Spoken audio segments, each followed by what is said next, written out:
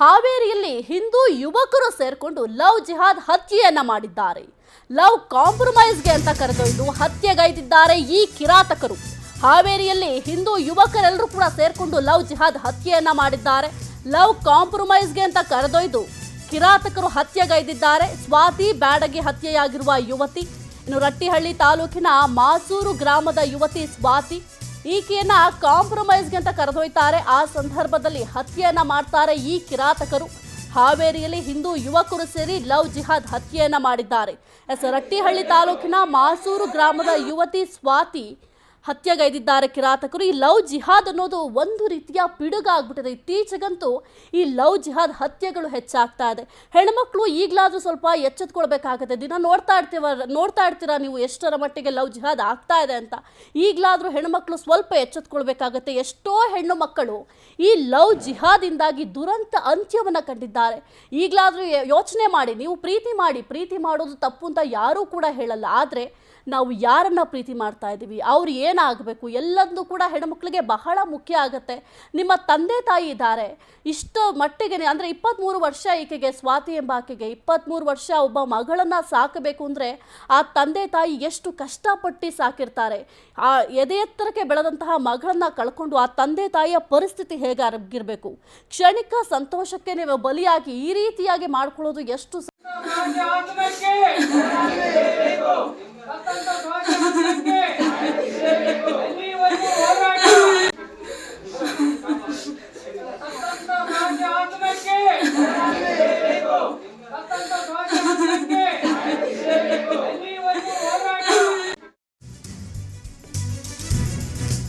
ನಯಾಜ್, ವಿನಯ್ ಮತ್ತು ದುರ್ಗಾಚಾರಿ ಹತ್ಯೆಗೈದ ದುರುಳರು. ಸ್ವಾತಿ ಮತ್ತು ನಯಾಜ್ ಇಬ್ಬರು ಪ್ರೀತಿಯನ್ನ ಮಾಡ್ತಾ ಇದ್ರಂತೆ. ಕೆಲ ದಿನಗಳಿಂದ ಸ್ವಾತಿ ಪ್ರೀತಿಯನ್ನ ನಯಾಜ್ ನಿರಾಕರಿಸಿದ್ದ. ಇದೇ ವಿಚಾರದಲ್ಲಿ ಕಾಂಪ್ರಮೈಸ್ಗೆ ಅಂತ ನಯಾಜ್ ಆಕೆಯನ್ನ ಕರೆಸ್ಕೊಂಡಿದ್ದ. ಈ ವೇಳೆ ಇಬ್ಬರು ಹಿಂದೂ ಯುವಕರ ಸಹಾಯವನ್ನು ಕೂಡ ಪಡ್ಕೊಂಡಿದ್ದ. ನಯಾಜ್ನಿಂದ ದೂರ ಆಗುವಂತೆ ವಿನಯ್ ಮತ್ತು ದುರ್ಗೇಶ್ ಕೂಡ ಹೇಳಿದ್ರು. ಇವರ ಮಾತಿಗೆ ಒಪ್ಪದೇ ಇದ್ದಾಗ ಮೂವರು ಸೇರಿ ಸ್ವಾತಿಯ ಹತ್ಯೆಯನ್ನ ಮಾಡಿದ್ದಾರೆ. ಈ ನಯಾಜ್, ವಿನಯ್ ಮತ್ತು ದುರ್ಗಾಚಾರಿ ಹತ್ಯೆಗೈದ ದುರುಳರು. ಸ್ವಾತಿ ಮತ್ತು ನಯಾಜ್ ಇಬ್ರು ಕೂಡ ಪ್ರೀತಿಯನ್ನ ಮಾಡ್ತಾ ಇರ್ತಾರೆ.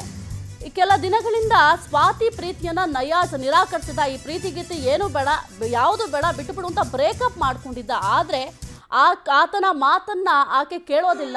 ಇಲ್ಲ, ನನಗೆ ನೀನೇ ಬೇಕು ಅಂತ ಹಠ ಹಿಡಿತಾಳೆ. ಆ ಸಂದರ್ಭದಲ್ಲಿ ಇಬ್ಬರು ಹಿಂದೂ ಯುವಕರು ಏನಿರ್ತಾರೆ ನೋಡಿ, ವಿನಯ್ ಮತ್ತು ದುರ್ಗೇಶ್, ಇವರ ಸಹಾಯದಿಂದಾಗಿ ಆಕೆಗೆ ಬುದ್ಧಿ ಹೇಳೋಣ, ಕರೆಸಿ ಕಾಂಪ್ರಮೈಸ್ ಮಾಡೋಣ, ಈ ಪ್ರೀತಿ ಯಾವುದು ಕೂಡ ಬೇಡ, ಸರಿ ಹೋಗೋದಿಲ್ಲ ಅಂತ ಹೇಳೋಣ ಅಂದ್ಬಿಟ್ಟು ಆ ಇಬ್ಬರು ಹಿಂದೂ ಯುವಕರು ಏನಿರ್ತಾರೆ ವಿನಯ್ ಮತ್ತು ದುರ್ಗೇಶ್, ಅವರ ಸಹಾಯವನ್ನು ಪಡ್ಕೋತಾನೆ ಈ ನಯಾಜ್ ಎಂಬ ಆತ. ಆ ಸಂದರ್ಭದಲ್ಲಿ ಆಕೆ ಯಾರ ಮಾತಿಗೂ ಕೂಡ ಒಪ್ಪೋದಿಲ್ಲ. ಇಲ್ಲ, ನನಗೆ ನೀನೇ ಬೇಕು ಅಂತ ಹಠ ಹಿಡಿತಾಳೆ. ಆಗ ಈ ರೀತಿಯಾಗಿ ಹತ್ಯೆನಗೈತಾರೆ. ಅಷ್ಟೆಲ್ಲ ಮಾಡೋದ್ರ ಬದಲು ಹತ್ಯೆಗೈಯೋದು ಎಷ್ಟು ಮಹಾ ಅಪರಾಧ. ಆಕೆಯನ್ನು ಸಾಯಿಸೋದ್ರ ಬದಲು ಕುಟುಂಬಸ್ಥರಿಗೆ ಹೋಗಿ ಮಾಹಿತಿ ಕೊಡ್ಬೋದಿತ್ತು. ನೋಡಿ, ನಾನು ಮತ್ತು ನಿಮ್ಮ ಮಗಳು ನಾವು ಪ್ರೀತಿ ಮಾಡ್ತಾ ಇದ್ದೀವಿ, ನಾನೀಗ ಬೇಡ, ಇವ್ಯಾವುದೂ ಕೂಡ ಸರಿ ಹೊಂದಲ್ಲ, ನಾನು ಹಿಂದೂ ಮುಸ್ಲಿಂ ಈ ರೀತಿಯಾಗಿ ಈ ಗೋಜು ಗೊಂದಲಗಳು ಯಾವುದೂ ಕೂಡ ಬೇಡ ಅಂತ ಮನೆಯವರ ಗಮನಕ್ಕೆ ತಂದಿದ್ರೆ ಒಂದು ಜೀವ ಬಲಿ ಆಗ್ತಾ ಇರಲಿಲ್ಲ. ಸ್ವಲ್ಪ ಏನಾದರೂ ಯೋಚನೆ ಮಾಡಿ ಮನೆಯವ್ರಿಗೆ ಹೋಗಿ ಮಾಹಿತಿ ಮುಟ್ಟಿಸ್ಬಿಟ್ಟಿದ್ರೆ ಮನೆಯವರೇ ನೋಡ್ಕೋತಾ ಇದ್ರು. ಈ ರೀತಿಯಾಗಿ ದುರಂತ ಅಂತ್ಯವನ್ನು ಕಾಣುವಂತಹ ಪರಿಸ್ಥಿತಿ ಬರ್ತಾ ಇರಲಿಲ್ಲ. ಈಗಲಾದರೂ ಹೆಣ್ಣುಮಕ್ಕಳು ಸ್ವಲ್ಪ ಯೋಚನೆ ಮಾಡಿ. ಯಾಕೆ ಅಂತಂದರೆ ಪ್ರೀತಿ ಮಾಡೋದು ತಪ್ಪು ಅಂತ ಯಾರೂ ಕೂಡ ಹೇಳೋದಿಲ್ಲ. ಆದರೆ ನೀವು ಪ್ರೀತಿ ಮಾಡೋಕ್ಕೂ ಮುನ್ನ ಯಾರನ್ನ ಪ್ರೀತಿ ಮಾಡ್ತೀವಿ, ಒಂದು ಕ್ಷಣಿಕ ಸುಖಕ್ಕೋಸ್ಕರ ಅಥವಾ ಅವನ ಪ್ರೀತಿ ಮಾಡಿದ್ರೆ ನಾನು ತುಂಬ ಚೆನ್ನಾಗಿರ್ತೀನಿ ಅನ್ನುವ ಉದ್ದೇಶಕ್ಕೋಸ್ಕರ ಈ ರೀತಿಯಾಗಿ ನೀವು ನಿಮ್ಮ ದುರಂತ ಅಂತ್ಯವನ್ನು ಕಾಣೋದು ತಪ್ಪು. ಎಸ್ಐ ಕುರಿತು ಹೆಚ್ಚಿನ ಮಾಹಿತಿ ನೀಡ್ತಾರೆ ನಮ್ಮ ಪ್ರತಿನಿಧಿ ವೀರೇಶ್, ಆಕೆಗೆ ಈತ ಯಾವಾಗಿಂದ ಪರಿಚಯ ಇದ್ರು, ಇವರ ನಡುವೆ ಪ್ರೀತಿ ಯಾವಾಗಿಂದ ಇತ್ತು, ಏನಿದು ಅಂತ? ಸಾಹಿತ್ಯ ಇದು ಕಳೆದ 3-4 ವರ್ಷಗಳಿಂದ ಅವರಿಬ್ಬರ ನಡುವೆ ಸಾಕಷ್ಟು ಪ್ರೀತಿ ಒಂದು ಪ್ರೇಮ ಪ್ರಕರಣ ಆಗಿರುವಂತದ್ದು. ಅದ್ರ ಜೊತೆನೆ ಏನು ಈ ಇಬ್ಬರು ಹಿಂದೂ ಯುವಕರೇನಿದ್ದಾರೆ ಆ ಯುವಕರು ಕೂಡ ಈ ವಿಚಾರ ಗೊತ್ತಿರುತ್ತೆ. ಈ ವಿಚಾರ ಗೊತ್ತಿದ ತಕ್ಷಣನೇ ಏನು ಸಾಕಷ್ಟು ಬಾರಿ ಒಂದು ಮಾತುಕತೆ ಕೂಡ ಆಗಿರುತ್ತೆ ಪದೇ ಈ ಒಂದು ವಿಚಾರವಾಗಿ. ಆದ್ರೆ ಮೊನ್ನೆ ಏನು ಈ ನಯಾಜ್ ಅನ್ನುವ ಏನು ಯುವಕ ಇದ್ದಾನೆ ಆತ ಬೇರೆ ಒಂದು ಶಿವಮೊಗ್ಗ ಜಿಲ್ಲೆಯ ಭದ್ರಾವತಿಯಲ್ಲಿ ಒಂದು ಬೇರೆಯವ್ರ ಜೊತೆ ಹುಡುಗಿಯ ಜೊತೆ ಏನು ವಿವಾಹ ವಿಚ್ಛೇದ ವಿವಾಹ ಏನು ಸಂಬಂಧ ಆಗಿರ್ತೈತಿ. ಹೀಗಾಗಿ ಆ ವಿಚಾರವನ್ನ ತಿಳಿದ ನಂತರ ಇನ್ನು ಯುವತಿ ಸಾಕಷ್ಟು ಕೂಡ ಆತನ ಜೊತೆ ಸಾಕಷ್ಟು ಗಲಾಟೆ ಮಾಡ್ಕೊಂಡಿರ್ತಾಳೆ. ಇದೀಗ ಈ ವಿಚಾರ ಏನು ಪ್ರಕರಣ ಬೆಳಕಿಗೆ ಬಂದ ತಕ್ಷಣ ಏನು ಸ್ವಾತಿ ಇದ್ದಾಳೆ ಆತನ ಒಂದು ಏನು ಎಂಗೇಜ್ಮೆಂಟ್ ಆಗಿರುತ್ತೆ. ಆ ಎಂಗೇಜ್ಮೆಂಟ್ ವಿಚಾರವಾಗಿ ಸಾಕಷ್ಟು ಒಂದು ಗಲಾಟೆ ಮಾಡ್ಕೊಂಡು ಅವು ಬೇರೆ ಒಂದು ಸ್ಥಳದಲ್ಲಿ ಮಾತುಕತೆಗೆ ಅಂದೇ ತೆರಳಿರ್ತಾರೆ. ಆದ್ರೆ ಹೋಗ್ತಾ ಹೋಗ್ತಾ ದಾರಿ ಮಧ್ಯೆ ಏನೋ ಗಾಡಿಯಲ್ಲಿ ಈ ಮಾತನ್ನ ಕೇಳಿದಂತ ಏನು ಸ್ವಾತಿ ಇದ್ದಾಳೆ ಆಕಿ ಸಾಕಷ್ಟು ಕೂಡ ಗಲಾಟೆ ಮಾಡ್ಕೊಂಡಿರ್ತಾರೆ. ಈ ಮೂವರು ಯುವಕರು ಜೊತೆಗೆ ಇನ್ನೊಬ್ಬ ಡ್ರೈವರ್ ಸೇರಿರ್ತಾನೆ. ಆತ ನಾಲ್ವರು ಸೇರಿ ಮಾತನ್ನ ಕೇಳಿದಂತ ಸ್ವಾತಿಯನ್ನ ತಾನು ಹಾಕೊಂಡಿರ್ತಕ್ಕಂಥ ವೇಲ್ನಿಂದ ಕುತ್ತಿಗೆಯನ್ನ ಇಸಿಗಿ ಸಾಯಿಸಿ ನದಿಯಲ್ಲಿ ಬಿಸಾಕಿ ಹೋಗಿರುವಂತ ಒಂದು ಪ್ರಕರಣ ಇದೀಗ ಬೆಳಕಿಗೆ ಬಂದಿರುತ್ತದೆ. ಇದು ಘಟನೆ ಸಾಕಷ್ಟು ಒಂದು ವಿಸ್ತಾರವಾಗಿದೆ. ಅಂದ್ರೆ ಈ ಘಟನೆ 2ನೇ ತಾರೀಕಿಗೆ ಈಕೆ ಸ್ವಾತಿ ಕೂಡ ಮನೆ ಬಿಟ್ಟು ಹೋಗಿರ್ತಾಳೆ. ಅಲ್ಲಿಂದ ಕೂಡ ಪೋಷಕರಿಗೆ ಒಂದು ಆತಂಕ ಇರುತ್ತೆ, ಎಲ್ಲಿ ಹೋಗಿದ್ದಾಳೆ, ಹಾಸ್ಟೆಲ್ ಹೋಗಿರೋದು ಅಥವಾ ಕೆಲ್ಸಕ್ಕೆ ಹೋಗಿದ್ದಾಳೆ ಅನ್ನೋದೊಂದು ಮಾಹಿತಿ ಕೂಡ ಅವರಲ್ಲಿ ಇರುತ್ತೆ. ಆದ್ರೆ ಸರಿಯಾದಂತ ಸಂಪರ್ಕ ಆಕೆಗೆ ಸಿಕ್ಕಿರಲ್ಲ. ಹೀಗಾಗಿ 6ನೇ ತಾರೀಕು ಪೊಲೀಸರಿಗೆ ಒಂದು ಅನಾಮಧೇಯ ಶವ ಸಿಗುತ್ತೆ. ಅದು ಅಲಗೇರಿ ಪೊಲೀಸ್ ಠಾಣೆಯಲ್ಲಿ, ರಾಣೆಬೆನ್ನೂರು ತಾಲೂಕಿನ ಅಲಗೇರಿ ಪೊಲೀಸ್ ಠಾಣೆಯಲ್ಲಿ ಏನು ಶವದ ಗುರುತು ಸಿಗದ ಹಿನ್ನೆಲೆಯಲ್ಲಿ ಪೊಲೀಸರು ಕೂಡ ಅದನ್ನ ದಫನ್ ಮಾಡಿರುವಂತದ್ದು. ಅಂದ್ರೆ ದಫನ್ ಅಂದ್ರೆ ಅದನ್ನ ಯುವತಿಯನ್ನ ಹೂತಿರುವಂತದ್ದು. ಅದಾದ ನಂತರ 7ನೇ ತಾರೀಕಿಗೆ ಮಾಹಿತಿ ಗೊತ್ತಾದ ತಕ್ಷಣ ನಮ್ಮ ಮಗಳು ಕಾಣೆಯಾಗಿದೆ ಅನ್ನೋ ಮಾಹಿತಿಯನ್ನು ಕೂಡ ಅಲಗೇರಿ ಪೊಲೀಸ್ ಠಾಣೆಗೆ ಏನು ಬಂದು ಏನು ಮೃತ ಸ್ವಾತಿ ಏನಿದ್ದಾಳೆ ಅವರ ಪೋಷಕರು ಬಂದು ನೀಡ್ತಾರೆ, ದೂರು ನೀಡ್ತಾರೆ. ಅದಾದ್ಮೇಲೆ ಪೊಲೀಸ್ ಇಲಾಖೆ ಕೂಡ ಇದೊಂದು ತನಿಖೆ ಕೈಗೊಳ್ಳುತ್ತೆ. ಈಗಾಗಲೇ ಅವರು ಆರೋಪಿಯನ್ನು ನಯಾಜ್ ಇದ್ದಾನೆ, ಆತ ಇದ್ದಾಗ ಅರೆಸ್ಟ್ ಆಗಿರುವಂತದ್ದು. ಇನ್ನು ಉಳಿದ ಇಬ್ಬರು ದುರ್ಗಾಚಾರಿ ಹಾಗೇನೆ ವಿನಯ್ ಪೂಜಾರಿ ಅನ್ನೋರು ಇರ್ತಾರೆ, ಅವರಿಬ್ಬರನ್ನು ಕೂಡ ಇದೀಗ ಪೊಲೀಸರು ಭೇದಿಸ್ತಾ ಇರುವಂತದ್ದು. ಈ ಒಟ್ಟಲ್ಲಿ ಈ ಪ್ರಕರಣ ಕೂಡ ಒಂದು ರೀತಿಯಲ್ಲಿ ಲವ್ ಜಿಹಾದ್ ಪ್ರಕರಣದ ಜೊತೆಗೆ ಹಿಂದೂ ಯುವಕರು ಯಾಕೆ ಸೇರ್ಕೊಂಡ್ರು ಅನ್ನೋದು ಕೂಡ ಇದೀಗ ಚರ್ಚೆ ಆಗ್ತಾ ಇರುವಂತದ್ದು. ಈ ಪ್ರಕರಣ ಯಾವ ರೀತಿ ಹೊರ ಬರುತ್ತೆ ಅನ್ನೋದು ಕೂಡ ಕಾದ್ ನೋಡ್ಬೇಕಾಗುತ್ತೆ. ಯಾಕಂದ್ರೆ ಈಗಾಗಲೇ ಪೊಲೀಸ್ ಇಲಾಖೆ ತನಿಖೆ ಮಾಡ್ತಾ ಇರೋದ್ರಿಂದ ಇನ್ನೇನು 2 ದಿನಗಳಲ್ಲಿ ಈ ಒಂದು ಸ್ಪಷ್ಟವಾದಂತ ಮಾಹಿತಿ ಚಿತ್ರಣವನ್ನ ಪೊಲೀಸ್ ಇಲಾಖೆ ನೀಡಲಿದೆ Swathi. Okay, thank you Veeresh ನಿಮ್ಮೆಲ್ಲ ಮಾಹಿತಿಗಾಗಿ.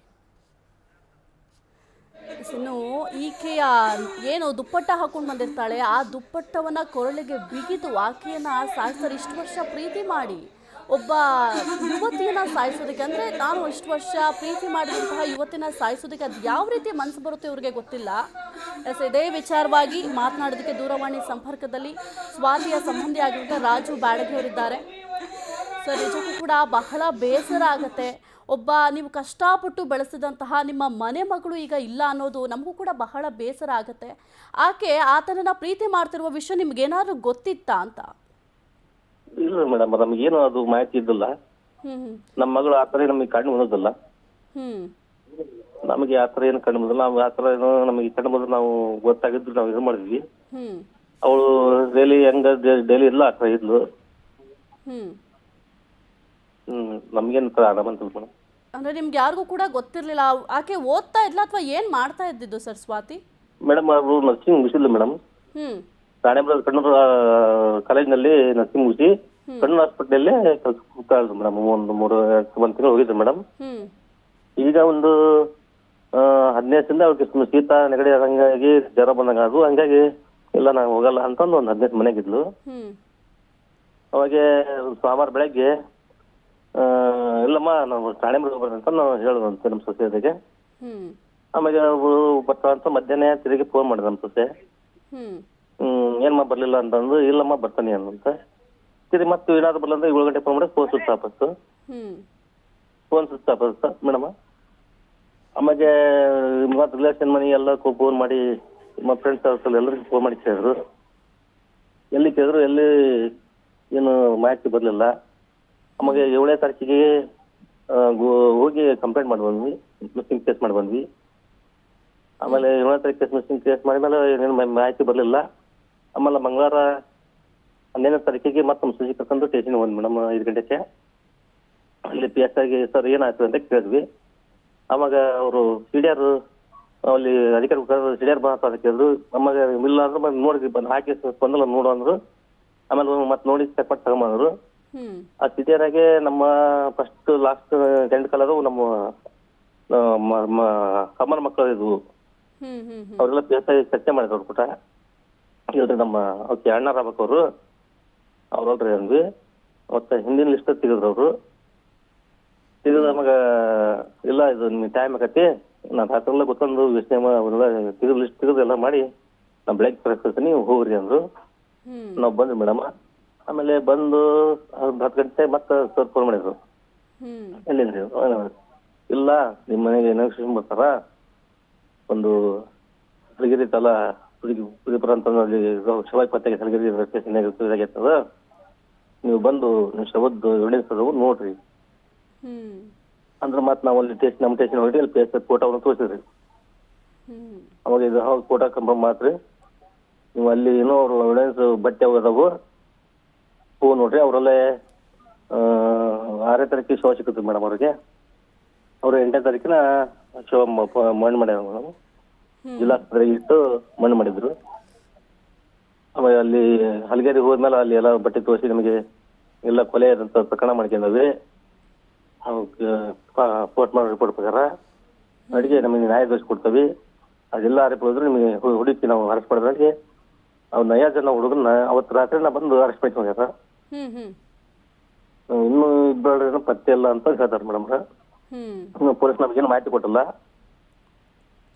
ಸರ್. ಅವರು ಇಬ್ರು ವಿನಯ್ ಮತ್ತೆ ದುರ್ಗೇಶ್ ಅಂತ ಇದ್ರಲ್ಲ, ಅವ್ರು ಏನಾದ್ರು ನಿಮ್ಗೆ ಗೊತ್ತಿದ್ರಾ ಅಂತ? ಯಾಕೆಂತಂದ್ರೆ ಈ ಪ್ರಕರಣದಲ್ಲಿ ಅವರು ಕೂಡ ಆರೋಪಿಗಳೇ. ಅವ್ರ ಬಗ್ಗೆ ಏನಾದ್ರು ಗೊತ್ತಿತ್ತಾ ಅಥವಾ ಸ್ನೇಹಿತರ ಅಥವಾ ಹೇಗೆ ಅಂತ? ಅವರು ಇಲ್ರಿ, ಅವ್ನಿಗೆ ಸ್ವಲ್ಪ ಹಂಗ ನಮ್ಮ ಮಗಳು ಕೂಡ ಅಣ್ಣ ಅಕ್ಕ ಅಂತ ಅಡ್ಡಾಡ್ರಿ ಅವ್ರು ಮಾತಾಡೋರು. ಮತ್ತೆ ಚೆನ್ನಾಗಿದ್ರು ಒಟ್ಟು ಅವ್ರು ಕೂಡ. Okay sir. Okay, thank you sir power TV ಜೊತೆ ಮಾತನಾಡೋದಕ್ಕೆ. ಈ ಸಾವು ನಿಜಕ್ಕೂ ಕೂಡ ಅನ್ಯಾಯ. ಈಗಲಾದರೂ ಈ ಸಾವಿಗೆ ನ್ಯಾಯ ಸಿಗಲೇಬೇಕು. ಯಾಕೆ ಅಂತಂದರೆ ಇತ್ತೀಚೆಗೆ ಈ ಲವ್ ಜಿಹಾದ್ ಅನ್ನೋದು ಒಂದು ದೊಡ್ಡ ಪಿಡುಗಾಗ್ತಾ ಇದೆ. ಹೆಣ್ಣುಮಕ್ಕಳು ನೀವು ಜಾಗೃತೆಯಿಂದ ಇದ್ದರೆ ಇದು ಯಾವ ರೀತಿಯೂ ಕೂಡ ಈ ರೀತಿಯಾಗಿ ಲವ್ ಜಿಹಾದ್ ನಡೆಯೋದೇ ಇಲ್ಲ. ಈಗಲಾದರೂ ಹೆಣ್ಣುಮಕ್ಕಳು ಸ್ವಲ್ಪ ಎಚ್ಚೆತ್ಕೊಂಡು ತಂದೆ ತಾಯಿ ಏನು ಹೇಳ್ತಾರೆ ಅದನ್ನು ಕೇಳಿಕೊಂಡಿದ್ರೆ ಯಾವುದೂ ಕೂಡ ಈ ರೀತಿ ಸಮಸ್ಯೆಗಳಾಗಲ್ಲ.